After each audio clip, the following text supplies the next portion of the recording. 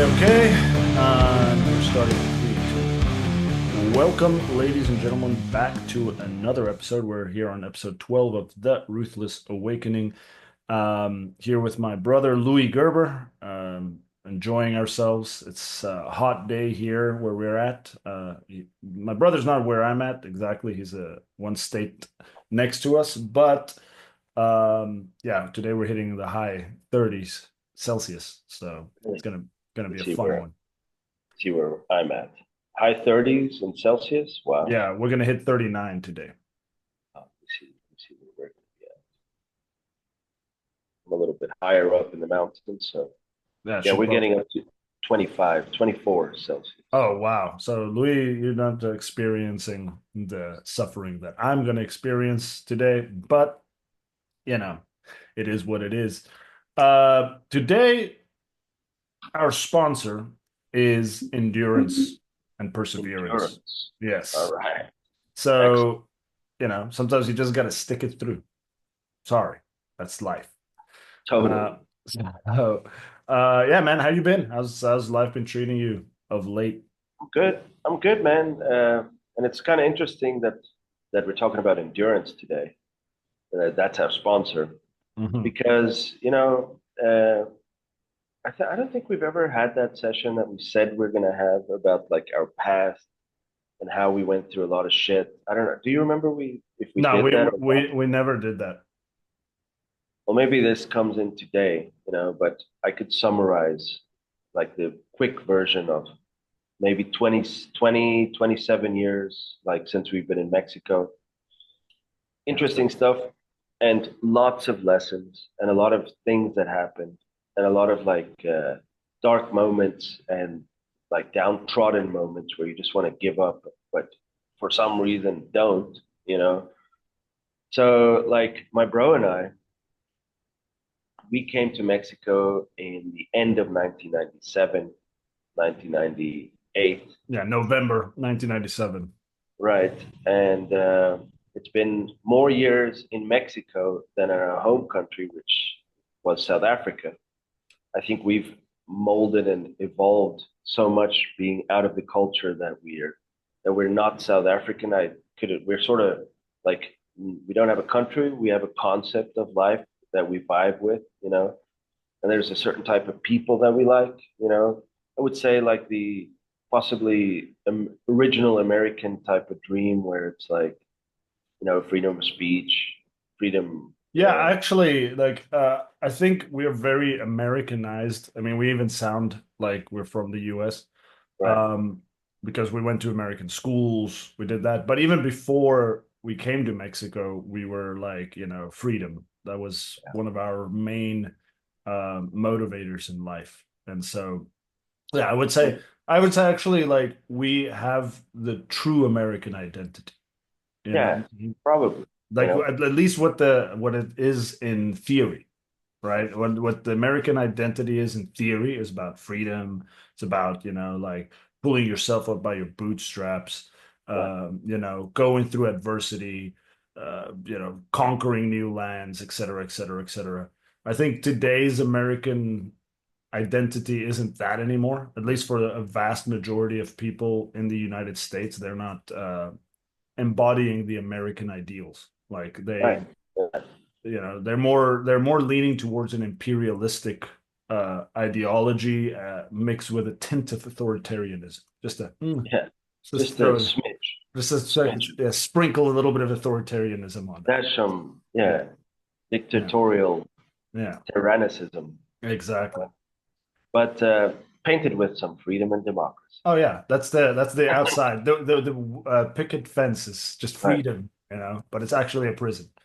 Reminds me of Star Wars when Palpatine takes over the Senate Yeah. and everybody's like, yeah. Mhm. And it's like, oh, so that's our freedom. That's how it goes with Yes, applause. exactly. Exactly. So Anyways, that was like a tangent, but basically, like we came here. My dad by that time had like my father was in the army in the military for a long time. Studied business management, master degrees. To be an officer in the army, you have to have like a degree, as in many armies.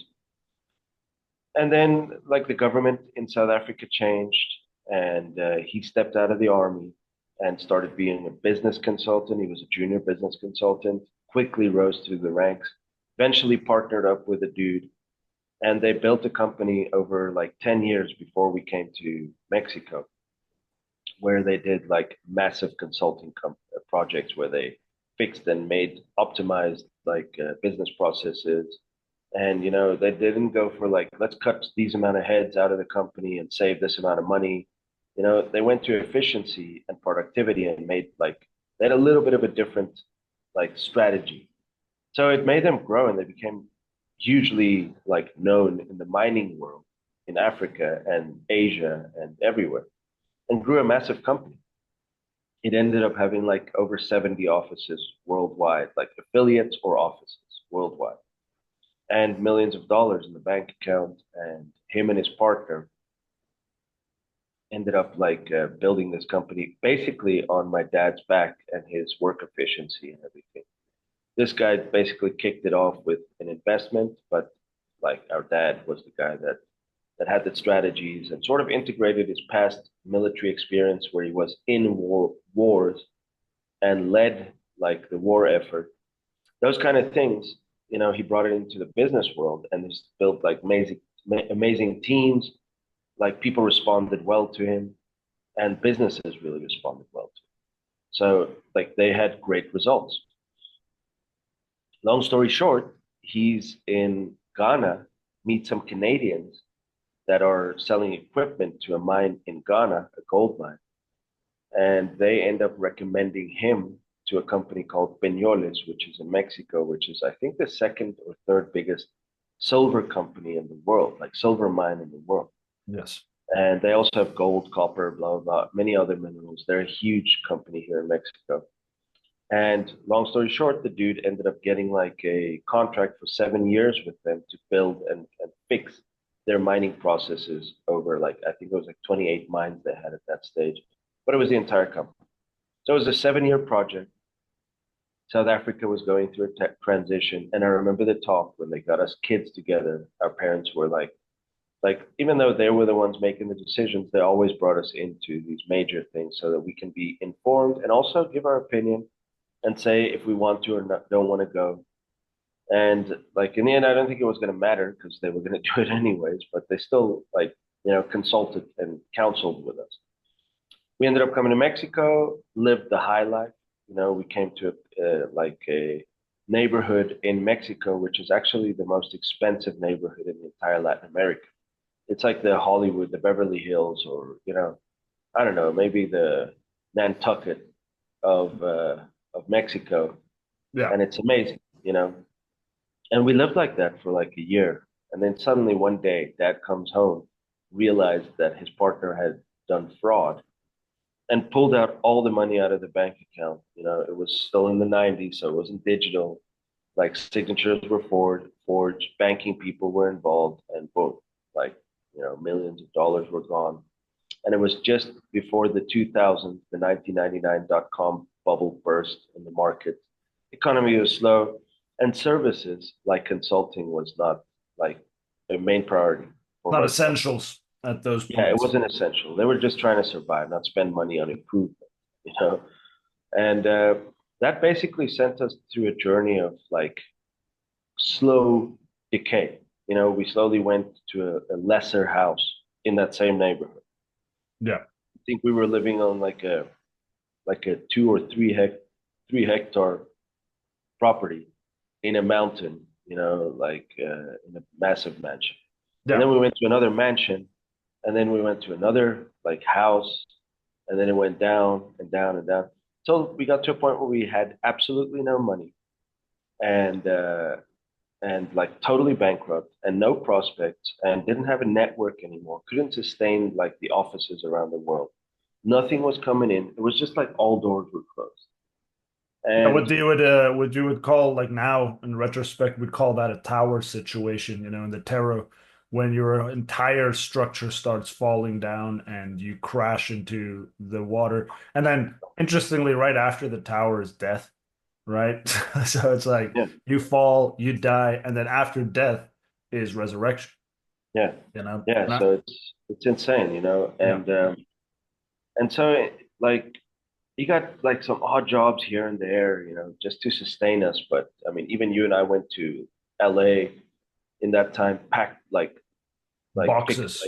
Yeah, like trailer trucks where we we were part of the logistics team and just packing like hard labor. we were And literally what they were called wetbacks yeah, because we were like I was underage, and you were underage. We were working there illegally, we were and working there illegally, getting paid some money for a summer with yeah, a with a church friend that we we had. were like with the other Mexicans, Yeah, yeah. T doing the Dog. jobs. Nobody. Shout out to T Dog Shout out. Hope you're alive, T Dog. and L Dog, right? Yeah, those two homies. Anyways, it was hard times. And then like we came back, and I'd say a couple of years later, suddenly we discover, because of having no medical insurance by that stage, no cars, no nothing, that dad has cancer. It's totally invaded in his body. And about 2, 3 weeks later, after going daily to the hospital, you, me, sister, mom, and friends visiting and taking care of him in the nights, him sort of being beside himself and in the process of dying, like a very crazy death.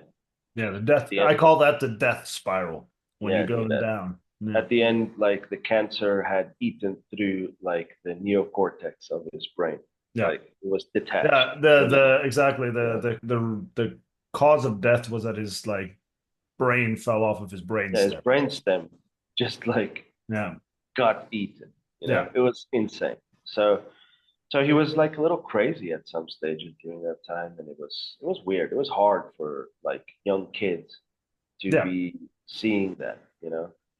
Then he died, and at that stage we were living in a house that a friend was of his was sort of lending to us, and we were paying super minimal rent on it. And he was lending it to us with the objective of when dad gets like a project which he was working on in a mining company, diamond mine company in South Africa. He had basically won the final approval and everything, and we were just waiting for the go ahead. And it was $1 million, cool $1 million back in the 90s, like early 2000s, actually, 2001. And like it was going to be like something that restores us for a little bit, and then we can pick up. And the day he died, we didn't have cell phones back then. So like I got a phone call directly to the house from De Beers Mining Company saying, project's been approved. When can we start going? And I said, well, I regrettably have to inform you that my dad just died. And I know he's the expert, but I know his team and I got his people, so I can do it. Obviously, I was like sounding like a kid, you know, Yeah, because you were. and and I was, yeah. And so, they were like, no, well, yeah, we'll get back to you. And obviously, never get back to us. Started a deep journey of us just being in extreme poverty, not having a house. The house owner at that stage showed up that very day that dad died. And it was also in November, strangely enough. I think it was like 28th of November, 2001. The dude came, and it was cold, and he cut the gas, water, lights, everything, and just said, we got to get out of it. And he said, we don't have the capability of paying for this because dad just died, so we got to get out. So that was their way of kicking us out of the house. We dispersed as a family. You and me lived in the pastor's house. Sister and mom lived in a friend's apartment. They moved out for a little bit to let them stay there. And a lot of shit happened. Like it was dark, bad moments. And during this whole time, it was like a long journey of just extreme suffering, and rebuilding. But for some reason, we all persevered. We all just kept on going. Yeah, Either because there was no choice, like it was either that or death, or just giving up, or like or becoming criminal and start stealing shit and whatever. Like it was desperate times, and really, I think much of who we are today is because we were able to go through that valley and sort of realize that they're like to fear life, its consequences and stuff like that. It's kind of not necessary because there are worse things that can happen and worse things that's happened to us. you Yeah. know, and it sort of helps you to cure you from being overly afraid of certain things, you know. Yeah. Well, I mean, when So you have nothing to lose, right? Like you get to a point where you have nothing to lose anymore, and then you're just like, okay, you know what? Fuck it. You know, you can get rejected so many times until you become immune to the rejection. You can get hit so many times until your body creates calluses and it doesn't hurt that much anymore. And I think in that in our situation, our fall, in a way, it was absolutely necessary because I remember that transition as well, right? And I think your son is currently experiencing something similar, where it was like, we were living the high life. When I was a kid growing up, we weren't rich in the beginning, but we got rich. And then driving our BMWs, and we had our big houses and jacuzzis and two pools, and then we came to Mexico, and we lived next to the cousin of Pablo Escobar, like some family member of Pablo Escobar. We were like their neighbors. So living the high life. and Then ex-presidents and yeah, ex-presidents and so forth. And then like when we downgraded from there to like a smaller house, but the house was nice. We still had like pool, and we had these things, and it was all fine. But then from that house to the next house, we went basically from upper to middle class. And for me, that shit just hit hard. I was like, man, I'm gonna live in the ghetto.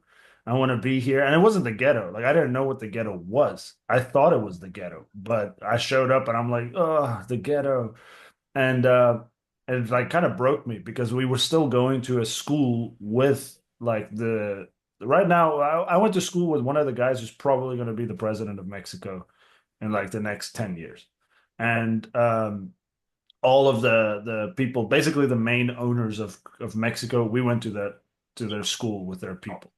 And so living in the middle class area, having to travel up to that, it's like, class. It's like, oh man, now I'm kind of embarrassed about who I am and so forth.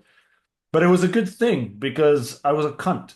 You know, not necessarily a bad person. I was just like we're deluded. ignorant of life, I was like deluded yeah. in my privileged upbringing because I lived a certain lifestyle. And when you live that lifestyle, it's easy to say, well, why is that homeless person homeless? He's just lazy. Or why is this happening? And you have these excuses and these projections on the world that you think, oh yeah, it's because of this that they're like that. And life was like, no, no, no, no, no. I need to teach you guys a lesson. Like, I need to teach you guys that life is more than what you have. Life is more than where you are. Life is more than all of these things. And your status and these things really don't matter. At the end of the day, your status and your money and all of these things don't matter. They are important for making life happen and doing your projects, and it makes life a lot easier, but they don't matter because when you die, none of that goes with you. And so when we fell, for me, that was a massive transformation. It took me a couple of years to get like okay with the middle class people. And then I made some good friends there. We had great times there. And then after that, that's when dad died. And then we went from middle to like, okay, so we want to start scraping the chum off of the bottom of the bucket.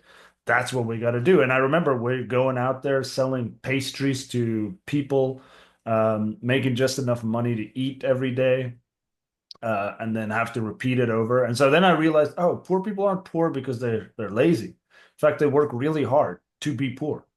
They work really hard to just sustain life, and then paycheck to paycheck. And our term, it wasn't paycheck to day; it was day to day. If you didn't go out that day, you probably aren't going to eat that day. And so I learned a lot, and I became much more understanding to the pain and suffering of other people and less judgmental about what they do and what they don't do. And it was important that happened to me because And I also would. sort of understanding when somebody is like laying on the side of the street, drunk or drugged up and like fucked up, because it's very easy to give up. Yeah. Like if we were alone, like that shit would have been harder. But But we were if I we was with a alone, family. I'd be a criminal because that would Yeah, be the easiest way to go to make money again. It's like, all right, well, what did I do? Start selling some drugs here, start Yeah, drugs doing here, this. steal this, Yeah. whatever. Get into it. Get some But prostitutes, become a pimp, yeah, yeah, whatever's exactly. easy to make money, easy money. Yeah, It's there, but not doing that while the opportunities were there because we at the same time we also had like the contacts to be able to do that, you know. right. And and so yeah, it made us understand, it made us hang out with a groups of people that if before we would have never even No, shared a taco with, right. right? And I've now in my life sat down with like broke ass construction workers making a taco on a construction site, which I was working on, and I suck Yeah, at construction. But there I was. They put me to break down walls, so I was like, all right, I can break stuff. I don't know how to build it, but I can definitely break stuff. And so all of these experiences, like having to do a quick pitch on selling pastries that a person has never tasted in their life, yeah, South African pastry that my mom would cook up and stuff like that, and go to people and be like, all right, let's do it, and then freaking sell all of them. Like we by the ain't way, they're leaving. called kook sisters. Yeah, Just cook so system. you, it's Yeah, like this, like sort of twisted kind of donut type of thing yeah. It's that really you good. It's fry very in good. oil, and then Yeah, right after you fry it, you dip it in cold like syrup and honey with lemon and stuff. yeah. It's fucking delicious. It's great. But if people's never seen it, like that whole sales pitch is a challenge. Yeah, exactly. And so, and then also, like I'm saying, right now it's 39 it's going to be 39 degrees Celsius here. Right. So imagine walking We were with walking in pastries those. Right. and then selling that stuff. And it's like, oh my God. And then after that, it's like go back to the misery of existence. Right. And What are you like, going to do now? I have nothing else to do. This was well, it. now I'm gonna walk to the store, buy like a big chicken breast, and then we're gonna get some rice, and we're gonna just multiply the fishes and the breads Yeah. to Yeah. make And sure then that everybody's got food in the house. for the evening and breakfast, we'll have some eggs and tortillas and eggs. That's how we're going to do it. Sometimes a dab of mayonnaise on those Yeah, just tortillas with the egg. when we when we really killed it that day, we can Yeah, just yeah. yeah, Luxury. and stole a few mayonnaise packages from the 7-Eleven just Right, so right, right. we Which got happened that. a lot. Sugar Yeah. and mayonnaise. Oh Still, yeah, we didn't have coffee. We had coffee, but we sometimes didn't have sugar. So it's like I'm just gonna buy this and take a whole handful of little sugar packets, right. So, but It the was point all is, we laugh about it now, but during that it time, was fucking it was hardcore. And then like also, dealing with the death of your father on top of that, also dealing with the fact that your mother kind of lost her shit for a while.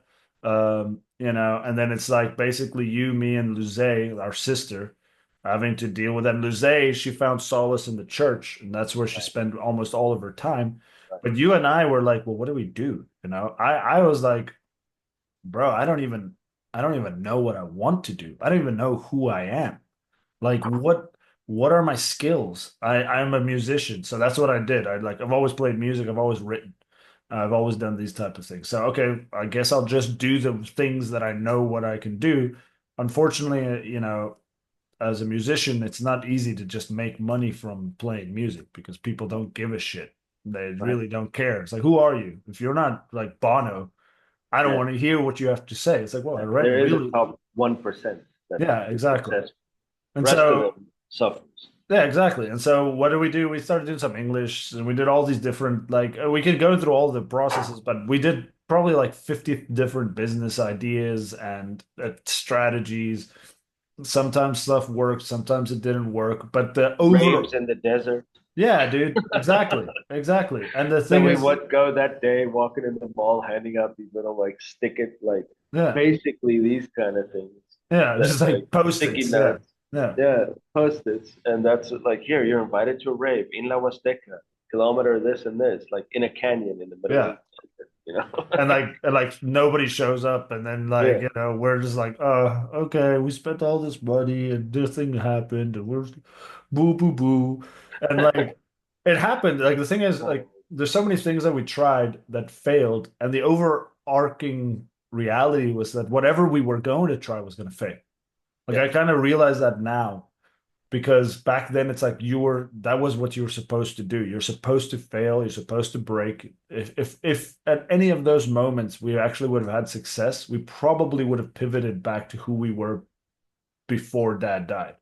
Like Right. maybe a little bit different, maybe a little bit changed, but if everything was honky dory, we would have easily slipped back into that old identity. But the universe, in its infinite wisdom, decided no, that's not what you guys are going to do. You guys are going to endure this pain. You have to sit in it. You have to work it. But you can't get through the pain until you've worked the pain. Right. You And it know? wasn't like, oh, it's just a year or two. No. Even that is long. Like Yeah. it was long, long. It was over Because a of our decade. Yeah, Yeah. because of our inexperience, also because of the fact that we were like in super negative situation where it's like to dig for a kilometer and you'll still be underground. Yeah. Like it's like dig yourself out, but you're still underground. And Yeah. it's like you're always trying to go up and up and up and up and up, and you just don't break through, you Yeah. know? And also, like, I mean, today you and I have like hermetic knowledge. We have all these different knowledges that if back then, I'm sure we would have been able to get out of the situation much quicker. But we We didn't were, have it, yeah, but we unfortunately. were under the yoke of Christianity at that point. And what's that? That's like God will take care of everything. Right. We were Just like, this is trust. God's will. This is Yeah, God's will. This it's supposed to happen, yeah. good and bad things. Like we're And then kind of like Job, yeah, exactly. You read stories like Job, you read stories like Daniel, and you're like, yeah, suffering is part of it. This is the godly way. And in a way, yeah, it is. It's like when you hit these moments, it is about growth. It is about burning away that which doesn't serve you. But also, it's about realizing that there's seasons, there's times, there's energies, there's polarities, there's these type of things that we could have used in our advantage to actually get out of the situation. Today, we have that knowledge. So when shit happens, we know, okay, don't let my heart get affected. Like I remember one thing during those times, my heart would have a constant under like a bass note of misery and sadness, right? yeah, yeah. And it's like today I understand that maintaining that bass note of sadness and misery maintains my reality. It anchors me to this reality. Yeah, So, it's a major part. The exactly, the way you vibe exactly. attracts certain things and certain people, And then you what do know? you do? You go to church to worship God, right? But what are you doing? Oh, please help me. I'm so fucked. Like, Yeah. and you're just like creating the cycle of Feeding back fuckedness. into the beast. Yeah. And so, like, our pain, I don't even remember exactly when the moment shifted for me. Like, I don't remember when I was like no longer, and it wasn't too long ago. It was No. like maybe like 10 years prior, Yeah. I think was when I really like managed when I was in my early 30s, late 20s. I was like, oh, okay, you know what? Life is worth living, life is uh beautiful. Life is actually not this shitty. I can enjoy these small things as if they're big things. I can magnify my joy by just hanging out with somebody, just doing that. So like your expectation of what is necessary to be amazing or so forth drops, and you can Yeah. find joy in very simple things. And I think so it's like Saint Augustine. I think it was him that said that when they went to this big ass market. I don't know where he was. I just know the phrase where it's like he's looking at all these beautiful things and clothes and everything and foods and jewelry and everything. And he's like laughs. And the guy that's with him was like, "Why are you laughing, Augustine?"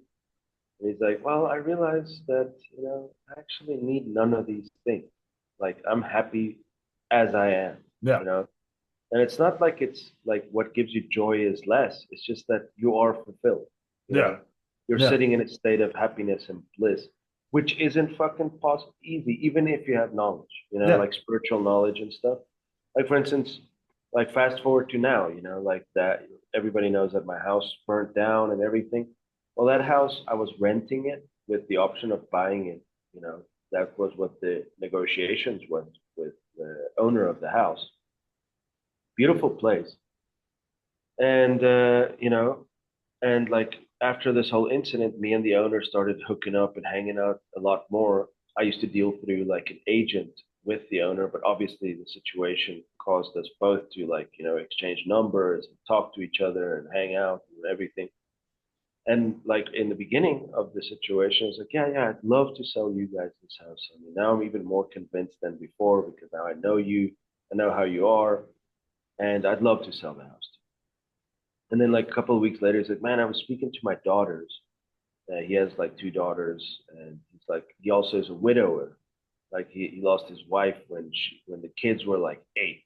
Uh-huh. She went to a simple procedure and ended up overdosing on the anesthetics and died. Jesus. So from one day to the next, he had no wife and he was a single dad, in like a high level business position and whatever.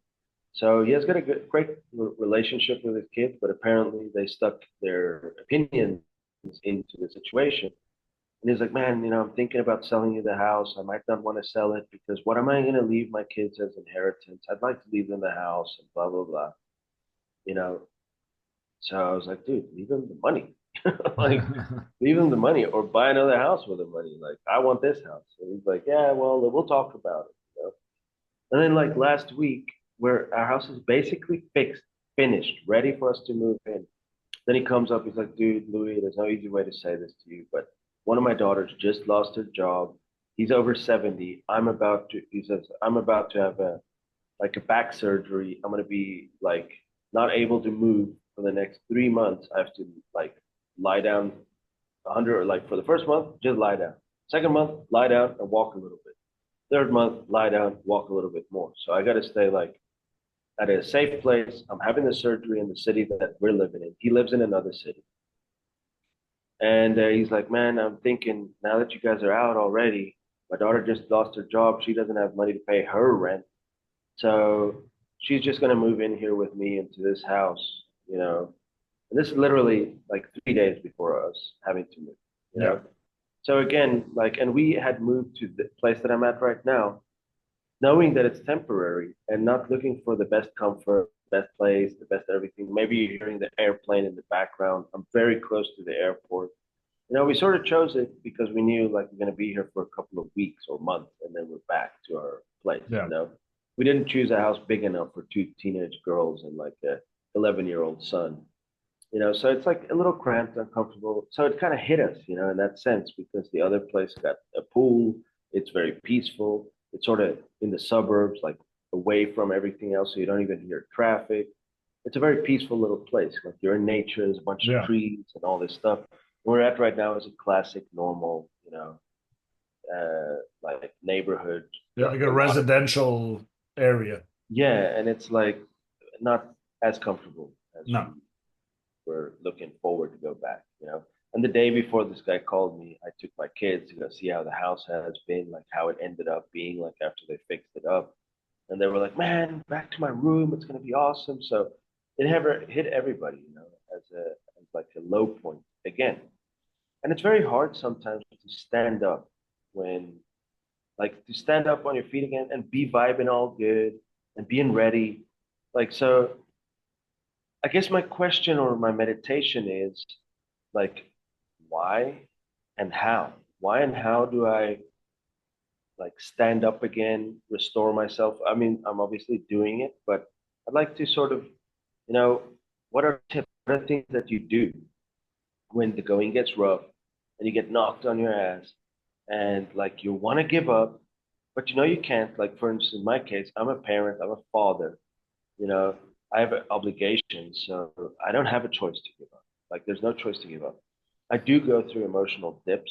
The last couple of years has been very hard with like partnerships, businesses, many things has happened that there's no need to go in deep detail, but just like a rough time, since COVID onwards, it was just like, Jesus, this partnership didn't work out. That business didn't work out. This did work out a little bit, but now the partnership isn't working. So, Yeah. like lots of ups and downs that obviously has got to do with my life journey and like facing shadows because in those dark moments, the main thing that you do see are the things that's wrong with your conclusions. That's sort of adding fuel to the fire. You Yeah. know, there's actions that you could have done, as you said before. If would have had hermetic knowledge, and we would have known that turning lead into gold is turning negative energy into a positive energy internally. It's internal alchemy, you know. And like, but we didn't have those not that knowledge back then. We didn't have those tools back then. But because of the journey, it sort of took us to places where we had to study these deep things that works for us that we apply in our life. You know, Yeah. so like you know, in this case, like you know, there's these down moments, but I can't give up because I got kids and a family and a wife. Yeah.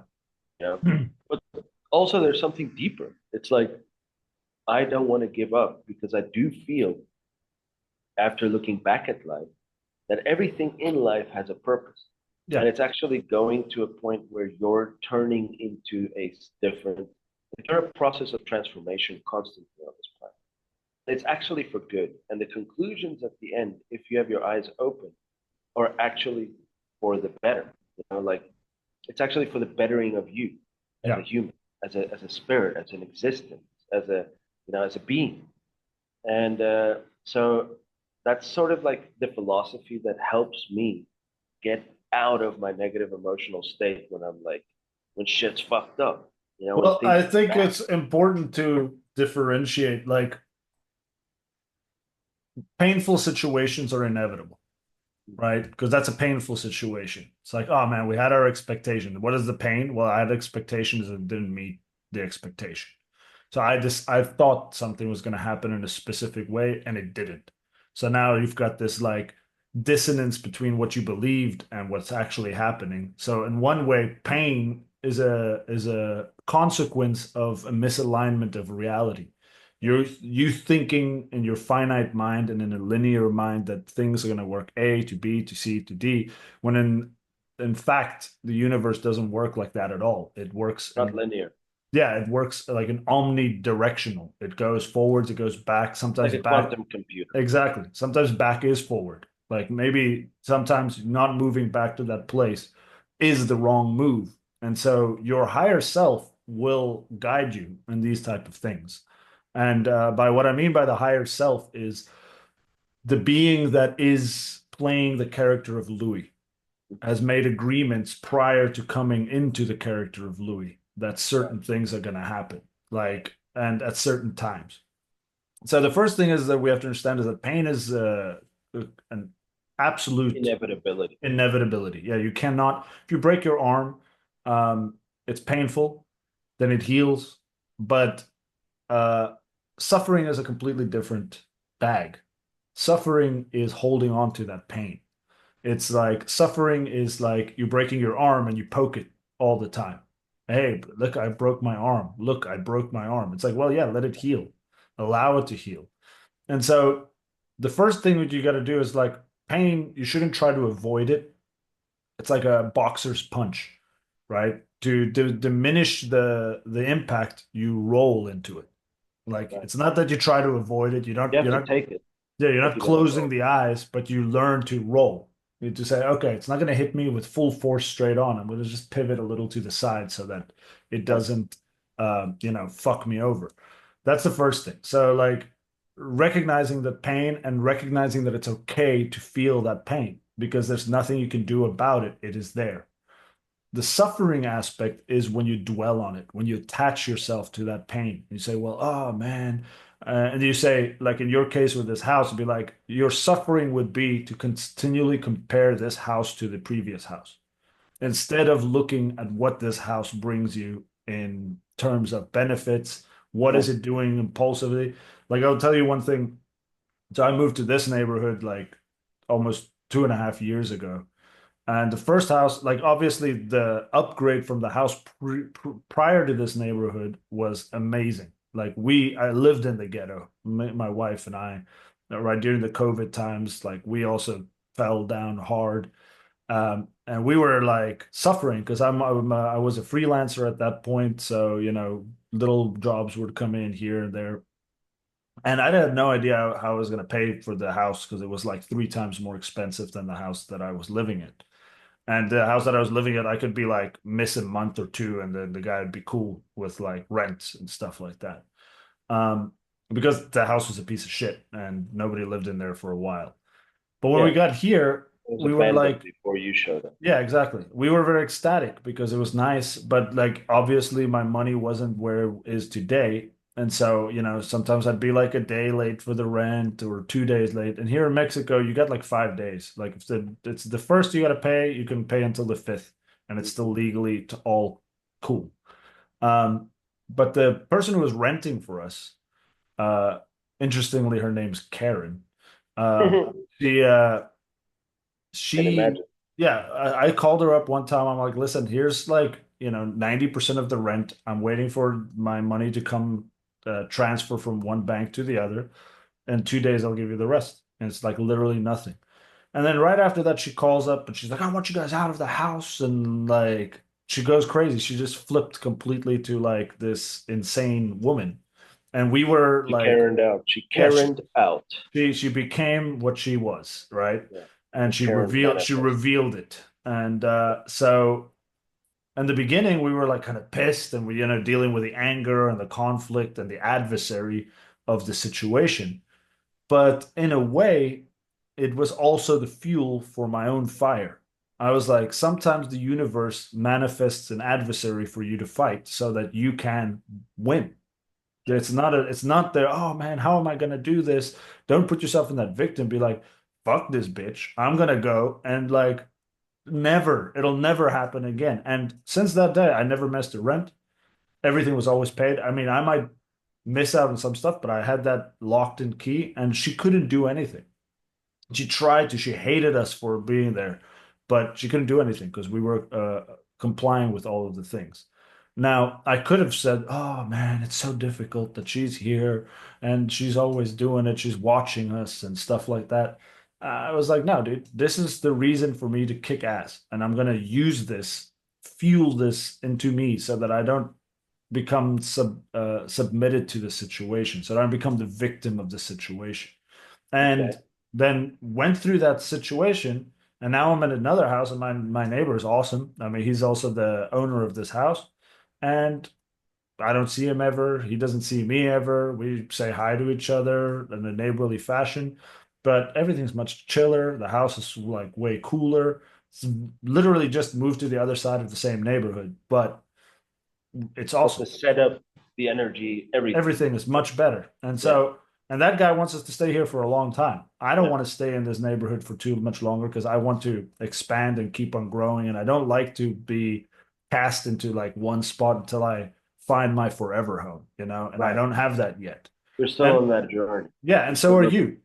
Right. Like you're also on that journey. And so the the pain of not getting the house is one thing, but now you got to say, okay, what does this house give me? Like what Right. is it that is Look at the making benefits. Well, one of the things that we spoke about is, well, it's smaller, so it's easier to maintain. You yeah, know, yeah, and like everybody's got their rooms. It's just everything's a mini version of the previous place that we were at. You yeah. know, And it's the previous also place we it's were your at. motivation. You say, okay, this is too Well, small.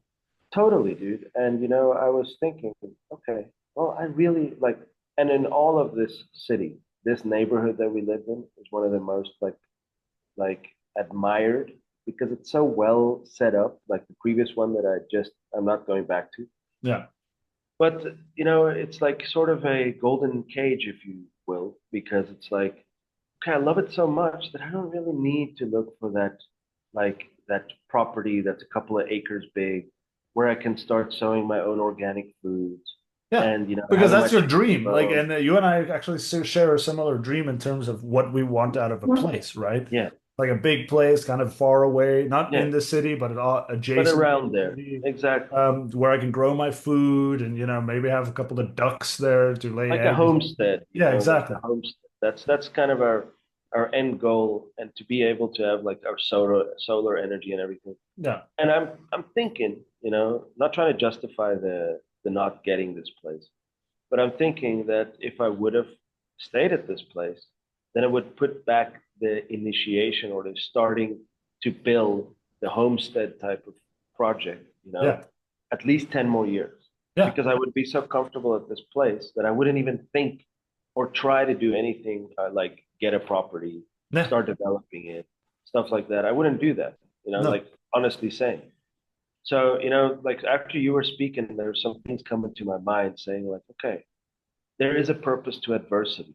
There is a purpose to hard times. And it's really for you to slay the giant. Like the lady, the Karen, it Yeah. was a giant that you were slaying, which was disciplined delivery of payments in Yeah. life. It's very Yeah. important to do that when you're living life, Yeah, word is bond, right? That was actually the Word big is thing bond. because Yes. that's what her issue was. You said the first, it's not the first. Mhm. My word and my bond wasn't the same thing. So Right. because of that, now when I have stuff to do, I like if I have to like a month ago, my payment was delayed, so my I couldn't pay the rent on time. But no fear, I just called the dude up and like, hey, bro, what's up? This is how things are going, and he was like, I'll cool, pay you ASAP. yeah, I'll Yeah, pay but you. you had the balls to face the hard moment, Yeah, and it was and that's painful because it sucks. Like it's yeah, a different kind of pain. It's right. not ouchy pain. It's more like like working out Yeah, pain. like Like I'm a piece of shit pain. yeah, exactly. Like I'm fucking up pain, Yeah, and exactly. nobody wants to admit that, and nobody wants to look at that. Yeah, So like again, going back, like it's like hard times and adversity, sorry, uh, has a purpose. It's to teach you how to face your fears. It's to cure you in a sense from fear, because it's like, dude, I've lived worse shit, so this ain't that bad. I'm just yeah. gonna fucking do it. I'm just gonna say what I need to say, even though it's difficult to say it. I'm just gonna face it, and whatever the consequences are, I'm just gonna go into it, and you start delaying the pain Yeah. because it's inevitable. You And start rolling into it. Like right. But that same process grows you into a person that's capable of prospering or capable of, like what we were saying before, like our level of wealth when father was the man making the money in the house, yeah, papa was making the money. Uh, you know, like it distanced us from the reality of real life, yeah, and most people struggles. So it made us insensitive. It made us heartless. It made us selfish without even being selfish, just yeah. because that's the way life was. And then we lived these things, and I'm pretty sure that if we would have prospered or gotten any kind of success or money during the time before we matured into realizing that all of this is vain anyways, Kind of like crazy because like I was at well, let me Walmart. just finish Oh, my sorry. idea, man. Yeah, Like, basically, what I'm saying is, if we would have gotten money, then we would have thought something about ourselves. It would have been like our money would have defined our character instead of our character define how we run our money. Like, yeah, external things don't dictate who we are anymore. So now we can sustain riches and wealth.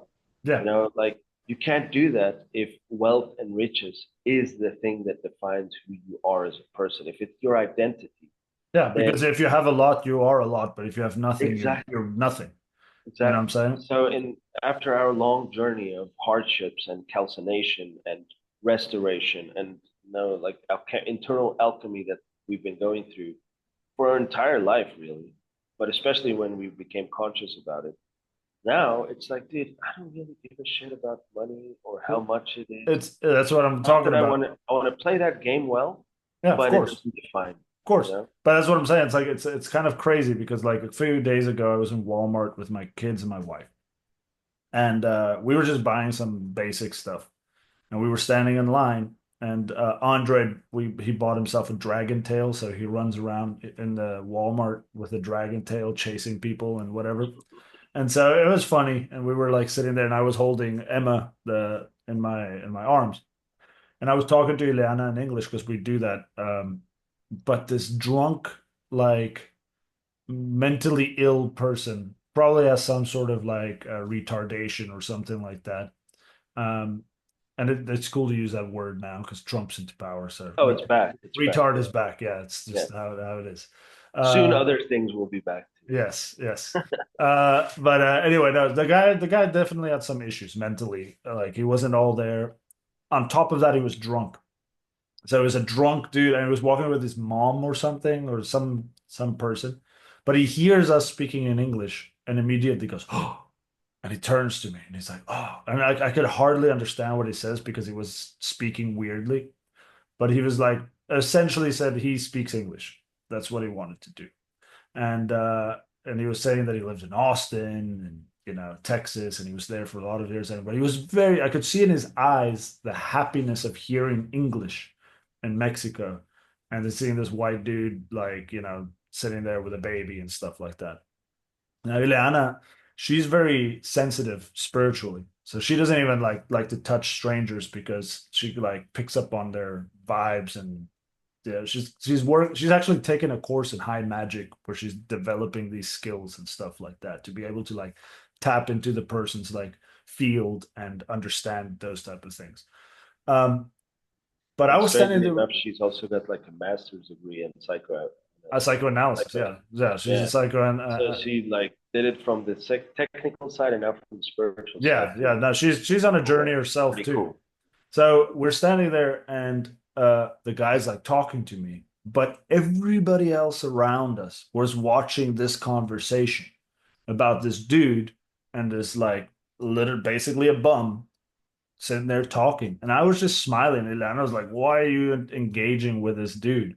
And I was just like, hey, man. And I was looking at him and I recognized that all he wanted to hear was somebody say something to him in English, right? Just, hey, bro, it's cool. I see you, you know? And I smiled and I sat there and I shook his hand, and he left, and everybody was like, okay. And the moment goes away. But for like a brief 2 minutes, it was just a circle, me and this dude, and everybody looking at us because obviously, as a drunk dude, and most people would just tell him to fuck off. But then I was like sitting there and I was driving back. I was like, this is kind of the energy of my father because my dad used to do that shit. My dad would go and sit down with like a broke ass dude on the ground that's like covered in his own piss and treat him like a human being. And I was like, that's what I did. I didn't even think about it. It's not I wanted to do it or I want to be special. And then Ileana was like, man, I don't even know why you engaged with that guy. And I said, well, if you looked at everybody else there, they were looking judging this guy. But if nobody wanted to be Jesus, then I gotta be, right? If nobody wanted to be God on this planet, then it's my responsibility to do that. And so instead of judging him, I gave him love. Instead of telling him to fuck off, I shook his hand and I said, hey man, nice to meet you in English. And he smiled and he fucked off. And it was like, and she's like, yeah, but the energies and stuff. I was like, I every day wake up and I put spiritual armor on me. So I don't care. Like I can shake somebody's hand and their stuff won't really affect me. Um, but that's the point. Like I would not have done that if I was still the guy before our traumas, before our Right. pains, before that. I would have been one of the judges in the circle in the Walmart Mhm. looking at these people. But I realized, So it makes me kind of conclude, dude. Like it makes me think there is a purpose in hard times. mhm, It's not to destroy you. no. It's And also actually maybe for this you to isn't find maybe yourself. this situation isn't for your hard times. Maybe it's for your children. Because your children's Sure. also lived a very sheltered life from these Right. hardships. And so William right now said he's going through kind of an identity shift same way and is sad and stuff like that. And be like, listen, dude, it's part of your transformation. Like this is part of what you got to do. And you got to understand that stuff aren't always stable and Mhm. that things can change, but that you don't change throughout this process, that Right. you are the consistent factor Right. in all of it. And You know, so, and we speak to them. The difference is like we're telling them, and because we've gone through hard, difficult things, we can also help our kids and guide them through difficult things. And it's kind of like don't be detached. You are not what's happening to yeah. you. Like sometimes we fall into that trap that, man, my business is not working that well. My project isn't being successful as I would like it to be. I'm not getting that house that I thought I was going to get. And then you might fall into the mistaken thought of saying, I am a failure because things are failing in my life. Yeah. You know, like you're not what's happening to you. No. It's kind of like you must be able to separate events from who you are and not allow that to become part of your identity Yeah. because it could happen many times, dude. Like there might be like during that whole journey we didn't see light for at least 10, 15 years, you know? We Yes. didn't see any light for 10, 15 years. Things were difficult during that time. Own conclusions, situations, whatever. But we never gave up. We kept on moving forward. We kept on doing something. Like around you, there's always something to do, like there's always a little crack the window that you could go through. Yeah. But if you're looking at how shitty the situation is, you're not going to see the little opening. You Yeah. know, you're not going to see the path that you're supposed to take. There was one thing that I remembered from the church that it said, your problem is how you see yourself in front of your problem. Yeah, Right. that's a beautiful statement, dude. I Yeah. love that statement. Yeah. That's one of the Say it nuggets. again, man. Your problem, Your problem isn't your problem. It's the way you see yourself in front of your problem. yeah, Like it's like your it's how identity. you see yourself, your identity, what Yeah. kind of person you are, what capabilities you have. But sometimes it's really hard, dude. Sometimes the hits were so hard that you just defeated. I remember one time, like when you were incredibly depressed, sitting at my house, just like kind of want to give up. You didn't. I think it was before you went to Mexico City, and you were just broken. Like totally broken, and you were just like, dude, I don't know. You know, and I didn't really have any good advice for you at that stage. It was just like, dude, I'm here, man. Yeah. Like, you know. And at some stage, you picked yourself up. You decided, fuck it, I'm sell all my shit over here. I'm gonna move to the woman that I love. And you left everything here and went Yeah. to Mexico City, and And then there we're I a lived in. 100% on your own, dude. And you Yeah. were like in the rudest ghettos, the asshole of Mexico Yeah. City. No, I lived in, and the thing is, the good thing is that I went through all of that shit prior to it because then I could go into Manage ghetto it, neighborhoods right? and like And be not get okay, robbed, not get not be robbed or killed. mugged or anything like that. You were one of the Because, peeps. yeah, but that's the crazy thing. It's like I don't look it, I walk into the things, but I sit there and I talk to people, and then they're like, bro, I don't want to rob this dude. I want to do this. He's helping me out. He's just hanging. Like I remember when I went to Puerto Vallarta, I lived in like one real, basically like a prison cell where you have the key. Like they didn't have a door. There was like metal bars was the door, and you had to hang like a cloth over it. And there was one toilet for the whole floor. And my neighbors were crackheads, so the toilet was often not. The toilet was often the worst toilet in Scotland. It was like it was nasty, and so but 2.5 weeks after that, I had about like 10 cholos jogging with me on the beach, um, getting exercise, and three of them left that neighborhood themselves. And then I realized I was like, maybe I went through all of this shit so that I could be a catalyst for other people's transformational journeys. And then it's kind of been a consistent theme. Like Yeah, whenever I show up in somebody's life, I've become you good moved friends with shit up. them, but I Yeah, will fuck up your world in a yeah, good way. Like it's yeah. necessary, but I'm also now the guy who's gonna be like, hey, okay, don't worry. We're gonna walk across this minefield. Just keep your shit together, meditate, do this, let's go. And then at the end of the transformation, they're great and it's awesome. And then I move on to like a next mission. I don't choose the missions. I don't look for them. None of that. But when the universe puts it in my circle of power, then I operate within that and I Then you do it as realize, oh, it's a mission. because I am the hands of God on this planet. I am the Right, mouth of God on this right, planet, or the devil. Like right. you choose, right? You have that. And so if you operate within your own ego, you're usually playing the role of the devil.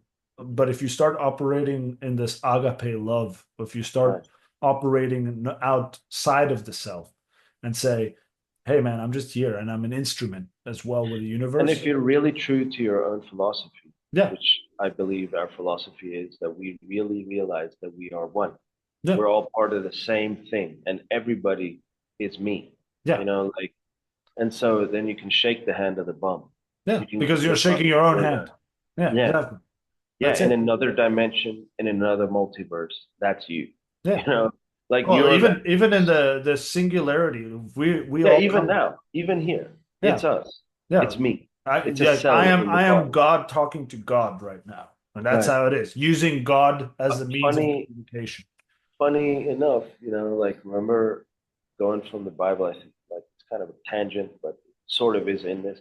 But in the Bible, where like Moses, comes on the burning bush and he's like, "Who are you?" And then he's like asking God who he is. Yeah, And the strangest answer, I I am. am just beingness. So it's like, oh, who's God? I am. I am I exactly. am God, Yeah, you of know? And it's like, dude, that's heresy when you're like a deep Christian. course. Like how dare you say that, you know? Course. But that's And just it's because of the separation. And like, it's not banging on Christians. Like Christians are on their no, right path and they're growing their stuff. And like, I have no ill will towards any religion or anything like no, that. It's not at all. just it's an abstraction from source. Like Yeah, it's like when you divide and divide yourself away from source, it becomes more complex. Source is right, very simple. Source is pure love. Source right, is such love that destroys everything and rebuilds right. everything and unites everything and all Yeah. of that. But then Source is suddenly, union. Source yeah, is union. exactly. Like religion ends up creating Division. dogmatic Yeah. division. Yeah. It's Like like, oh, you and systematic dogmatic division. Even exactly. inside the same church, like, oh, dude, you're a beginner Yeah. Christian. Well, I'm a bishop. You're a baby Christian. Yeah, Oh I'm a yeah. bishop, motherfucker. Yeah. I'm this. I'm that. I'm a deacon. Like Yeah. it's like what the fuck? We're going back into ego Yeah. when this is all supposed to be divine oneness. Yeah, exactly. Like, So, I mean, wrapping this whole thing up, I think at the end of the day, what what we did we need, even speak about? Like, everything's pain and suffering is the main theme of, and perseverance. and Like perseverance and the key endurance. Yeah. is pain will happen, Yeah. suffering's a choice, Yeah. but you got to persevere to get yourself to a new horizon Yeah. all I the mean, pain will happen, and that's where the perseverance comes in because the pain is there and it's undeniable. And it's okay to give it that space. It's okay to feel like shit. It's okay. Like, this is one thing that I think people go with that whole toxic positivity where you try to like suppress Yeah, feeling don't feel bad. the pain. Don't feel the Don't pain. don't Don't talk focus on about it. that. No, no, no. Don't It's talk. okay. It's okay to feel like shit. Just don't stay in it. That's the Right. difference. Like, give it its space. Give your pain, give your depression, give your anxiety its own space to live in. Because the more you try to suppress it, the more it's going to come back. Like the more it's going to keep on going back. And that's kind of one thing that we did when we were going through our first initial trials, into the shadow worlds was we try to say, oh, it's gonna get better. Everything's gonna get better. Everything is going. This is what it's supposed to be. And if we can only reach X, then Y will happen, and so Hmm. forth. Yeah, But expectations and stuff yeah, like that. but You know. instead of saying, hey, no, I really feel like shit. This is a shitty situation. This fucking sucks. And I want to feel like shit for a little bit and just give myself that opportunity to cry and to break and to think. And every time I've broken is when shit happened again. Hmm. It's like the It's like when you situation. give up, Yeah. in a good way. It's like, Yeah. dude, okay, whatever It's like, happens, yeah. just freaking come on, man. Exactly. Exactly. Like, And that's the key. It's like giving it over to the universe, giving it right. over back to your higher self and saying, hey, dude, I don't want to control this situation. I can't see the I'm too path. stupid. Right. I'm too stupid to see all of the possibilities. Can't see the So path. Yeah. now I'm gonna just let it be and whatever comes up. And then like 2 days later, it's like, oh yeah, I've got this opportunity for you. Why don't you go? And I'm like, all right, so number one, feel the pain. Number two, detach yourself from the suffering. Like if you Like keep on you are not yourself. yeah, keep on fixating on the pain, you're gonna keep on creating suffering. So get rid of that. And then finally, give it up to the universe. Like get if you can't do it, it's because you're not supposed to. Like if you can't solve your problems, it's because your higher self is telling you, I don't want you to do it. I want you to trust and to let go and to Flow in the say, river of life, man. yeah, and just go, be water and like change and adapt and be malleable, but like do not. say, oh, fucking, it's gonna be because of my efforts. Right. No, our efforts have some impact, but really, you don't have that much control over life in general. No. So No. learn to trust your intuitions, learn to trust the higher self, accept that the painful moments are there and they're really teaching moments. In fact, one thing you can change the word pain to teacher, and your life will become infinitely better. If Yeah. you say, "Oh, this is this pain," okay, no, what's this teacher teaching? What is this situation trying to reveal to me? What am I Yeah. supposed to learn, or where am I supposed to grow? So And you that, know inside of yourself the answer. yeah, That's the strange thing. And it takes sometimes, and once you accept the answer, then the situation changes. But in my experience, I've known the answer of many different events or situations or whatever, but I have not dared, or it took me a time to say, you know what, that's the answer. I just got to go there. But you don't want to go there because it's not comfortable, yeah, because it's not who you are right now, because that's not the direction that you wanted to go into, you know? yeah, But you knew the answer, but you were taking circles around it and never really admitting it. And then once you accept that answer, which you which you kind of internally knew from the start, you finally accept it, and then the situation changes. yeah, yeah, It's exactly. crazy. From one It's day like to the next, it you can just come. switch that energy. Like the energy was stuck in that little conclusion that you didn't make that step, that answer that you didn't accept. Like you accept it, and now boom, the whole shit Exactly. fucking changed. It's kind of crazy when you're talking about that. It reminds me of this book, Reality Trans Surfing. That's what it's called. It's written by this Russian quantum physicist, I and think I know about it. Yeah, yeah. yeah, it's a very big book. I haven't even finished reading it. I've been reading it for years, but I'm like two quarters, 2/3 of the way through with the book. Like, but the point is, he talks about the fact that all realities are really just a perspective shift. He says you can walk down a like Fifth Avenue, or uh, whatever rich place, and you see a jeweler's shop, and out of the jeweler's shop comes a woman adorned in like diamonds and stuff like that. Um, and then right next to it, next to a garbage can, there's a bum begging for change. I was like, they're both in the exact same place, space in reality, but their realities are vastly different. And Hmm. the reality is that both of those are existing, but that bum is just attached to that situation, whereas that rich lady, like it's effortless. That's the thing. Like, to shift your reality is actually a very easy thing to do. It's really just about understanding that if you have to just shift your perspective from one thing to another, and then reality sort of like manifests as a Change. result. And Hmm. so um, Wow. the longer you keep on fixating on your problems, the longer you're going to maintain that state. Right. And the But quicker the you longer start, you keep the same perspective, the longer you yeah, stay in that space. exactly. And now in the book, obviously, there's techniques on how to shift and stuff like that. But I like that because it's like reality is always present and all realities are always existing. It's just you need to learn how to shift from one reality to another, to detach yourself from where you are to move to where you want to be. Hmm.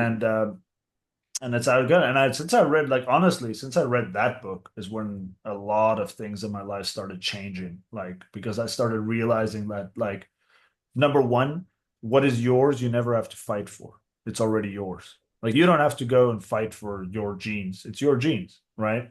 Or if you want to go buy something in a store, the item that you're buying is already in the store. It's yours. And all you got to do, as simple as walking into another way that the guy said it, he says, reality, your life is like an art gallery, and you're standing in the art gallery and you're looking at all these paintings. It's like, if you don't like what you're looking at, just walk to the next room. Like, that's it. This reality is only your reality as long as you participate in that reality. And the moment you start walking to the other room, it becomes a different reality. And I Hmm. was like, cool. That's kick Number ass one. shit. Yeah, so number one, I don't have to fight for it. I don't have to fucking like try to, Carve the path out. yeah, or like really effort or anything. It's Right. effortless. It's like it's already yours. Just Well, go it's there. based on your nature. Yeah. and your, I wouldn't say destiny, because destiny is kind of like, it has a good and a bad thing. Like it's like there's good side and a bad side to accepting that life has a purpose and a destiny. You know, Yeah. because you could fall into that like, oh well, suffering's my purpose, Yeah. suffering's my destiny, but it isn't. No. Like so, there's a danger in that. But I love what you're saying, dude, and like I really think that's a good like sort of closing like Yeah. statement of this whole thing because man, it's like, stays with me that it's like, I don't like what I'm seeing in this room.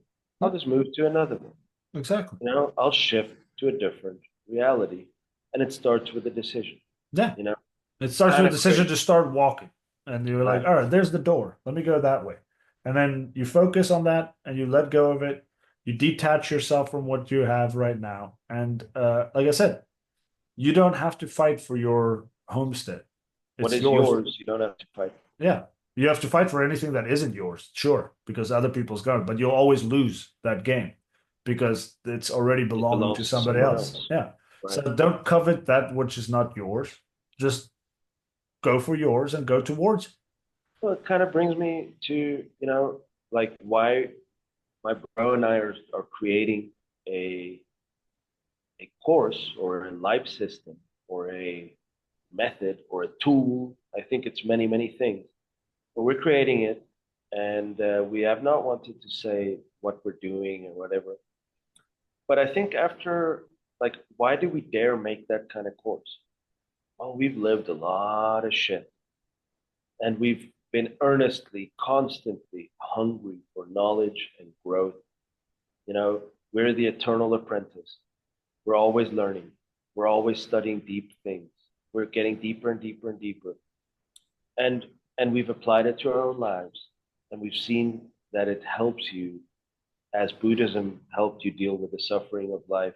One of the aspects of our Have our of talk. our Yeah. concept of our system or course that we're creating is and by the way, we're almost done with it. We're very close to bringing it up to the public, and we dare to do it because we've had a long journey of very, very many hardships and difficult things and curveballs that life has thrown at us. And we're still happy people. We're still joyful. I think I'm We, even the most happy I've ever been in my entire life. yeah, I'm the healthiest. I have the most joy. I've got everything I need, dude. I need nothing.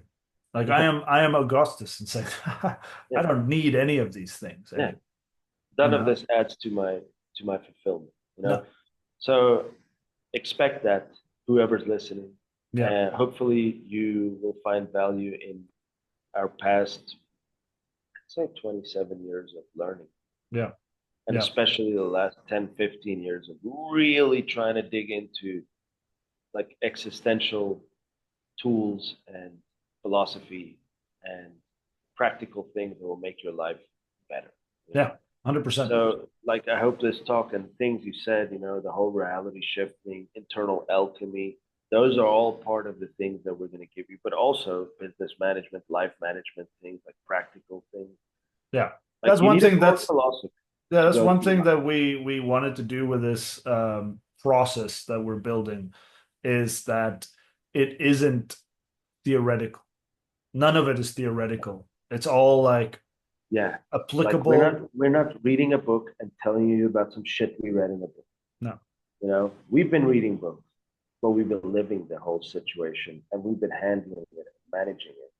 So I think the level of depth compared to many other things that's out there, and we're not even competing with anybody. It's No. just sort of our one of the many gifts that we want to give them.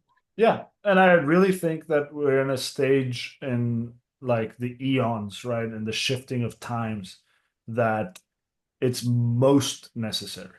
Like this is the thing that Yeah, sustained because us. religion's kind of dying, Yeah. and this thing is a religious, but it Yeah. does have a lot of philosophy in it and a lot of things that will help you keep your feet on the ground and being able to manage hard situations and stuff, but also live a great life, Yeah. not just manage hard situations, No. just living Yeah, life in it's a really great about way, alignment. It's about alignment to who you truly are finding who and you are. and to go after the things that belong to you. That's not like chasing after the things that don't belong to you and I'm fighting. very excited about it, Yeah, dude. me too. Like we took many years before we got to this point of actually daring to put it onto a forum and promoting this. Yeah, But I really think that I can believe in this.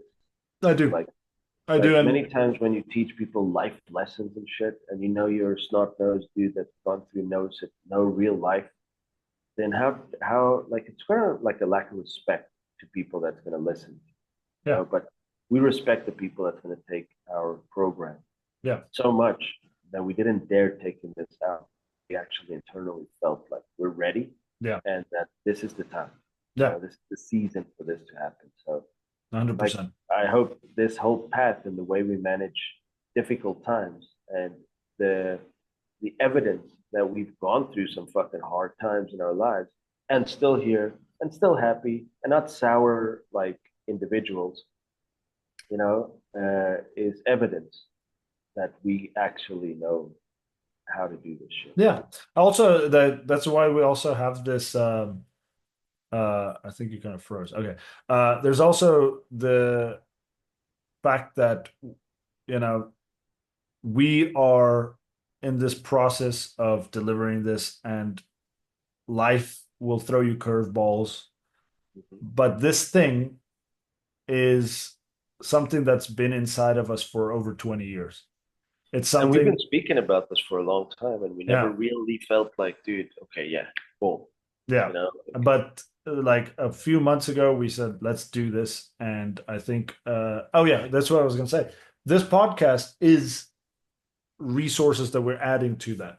So, like, if people's like, they will be able to take this process, but then what this podcast is supposed to do is like, all right, what wasn't covered in that, we can it's cover like it here. the lore behind the Yeah, stories, like like exactly. it's the lore, it's where Exactly. this came from, and that's why you and I just speak as if it's a normal phone conversation where we always just hook up and chat and whatever, Yeah. because so that people can see who's behind this shit, Exactly.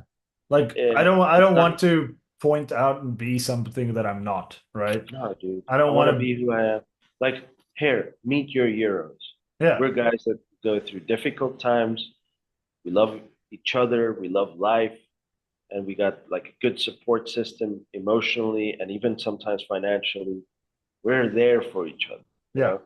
And I just want you, like, we're not going to paint this fake image of like, I am a worshipful master that has No. done millions of success. And if you want to be fucking successful, do that.